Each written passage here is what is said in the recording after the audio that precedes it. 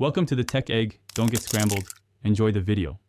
In this video, I will explain how to start a Toyota RAV4 with a key. First, make sure your vehicle is in park or neutral for safety. Then insert your key completely into the ignition switch. Turn the key clockwise to the start position and hold it there briefly. The engine should crank and start right up.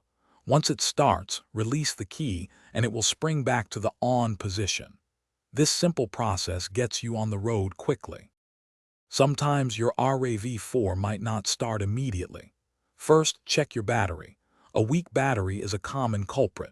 Also, ensure your steering wheel isn't locked, which can prevent the key from turning. Gently jiggle the steering wheel while turning the key if it's stuck. If you have a spare key, try using that, as a damaged key can sometimes cause issues. These quick checks can often resolve minor starting problems. If your key won't turn in the ignition, don't force it.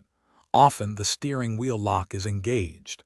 Gently move the steering wheel left and right while applying slight pressure to turn the key. Also, double-check that you are using the correct key for your RAV4. Sometimes, a small piece of debris can obstruct the ignition, so ensure the cylinder is clear. Patience is key here to avoid damage.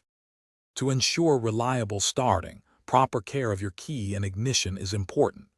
Keep your key clean and avoid dropping it, which can cause internal damage. Refrain from hanging many heavy items on your key ring, as this can wear down the ignition cylinder over time. Regularly check your car battery's charge, especially in extreme temperatures, to prevent unexpected starting issues. A little maintenance goes a long way. Thanks for watching. Consider subscribing if I helped unscramble your problems.